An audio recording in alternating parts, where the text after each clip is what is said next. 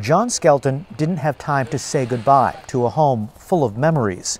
He and his wife barely escaped before the Echo Mountain fire burned everything. My wife and I were in our 80s, and there's a whole life down the drain. No pictures left, no nothing. All that remains of his Otis home near Lincoln City is a skeleton of steel. His prized flower pots broken, a model train set scorched, and 50 years of sheet music reduced to ashes. We're starting now, and we're going to rebuild.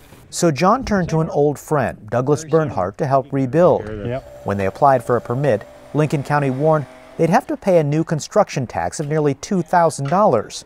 The pair tried to explain this wasn't new construction. They were simply replacing a manufactured home. The house was Building officials didn't budge. Well, they're kicking you while you're down. Exactly what they're doing. Neighbors like John Parrott complained this construction tax couldn't come at a worse time. Everything's gone. The only thing left of my property was sheet metal. More than 300 homes were lost in the Echo Mountain fire. The victims are trying to rebuild their lives, and insurance only covers so much. You know, I'm living in a trailer. It's going to be 33 degrees tonight. They need to come out here and help us, not be charging people. The construction excise tax allows local school districts to charge for construction if they want. The tax money helps accommodate growth, so districts can pay for larger classrooms and improved buildings. Earlier this month, wildfire victims asked the Lincoln County School Board for a waiver, making them exempt from paying the construction tax. It's not a new burden on the school district, so why should they have to collect that money? Well, we're very compassionate for these people. During an October 13th meeting, Lincoln County School Board members said their hands were tied because of how the law was written. Despite losing their homes to wildfire, the victims would have to pay. This is out of our control. District Superintendent Karen Gray declined an interview, but in an email to KGW she said, "There are no exceptions I am aware of. The law requires that we collect it at the board-approved rates."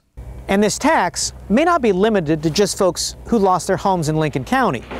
Similar construction excise taxes were implemented around the state, including many areas affected by wildfire. A review of local tax records shows there are potentially hundreds of Oregonians who lost their homes in the Almeda fire, the Holiday Farm fire, and the Beachy Creek fire, who could be assessed similar construction excise taxes by their local school districts when rebuilding. When I heard about this, Kyle, from you, I was thinking, this is so not the intent. Former State Senator Ryan Deckert, who sponsored the legislation creating the construction excise tax in 2007, explained school districts have the leeway to provide waivers. I'd just be really disappointed and surprised if they charged a wildfire victim that's trying to rebuild this fee because it'd be relatively easy for them not to do it. Other school districts provide waivers.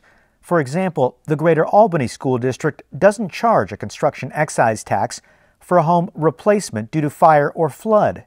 It certainly can be done. Any district can waive it. The North Santiam School District waived its construction taxes for wildfire victims with a simple vote, explained board chair Mike Wagner. It's just kind of a no-brainer, that somebody's had their home burned. They don't need to have an extra tax put on when they're rebuilding their home. Yet Lincoln County School District maintains it has no choice. Wildfire victims have to pay. In fact, instead of offering help, the school board is looking to increase the tax rate on construction, which means people like John Skelton and his neighbors would have to pay even more to rebuild. Okay, Kyle Aboshi joining us now. So clearly there's some confusion here. What's it going to take, you think, to clear things up? Well, hopefully after seeing our story, the Lincoln County School Board will realize there are options, and other districts have provided waivers with the simple vote from the school board. Additionally, statewide, Representative David Gomberg, he represents Lincoln County. He said he's drafting legislation right now that would potentially create a waiver statewide for anyone who's impacted by a natural disaster like a flood or a wildfire going forward. Hopes to introduce that very soon. All right, we'll see what happens. Kyle, thanks.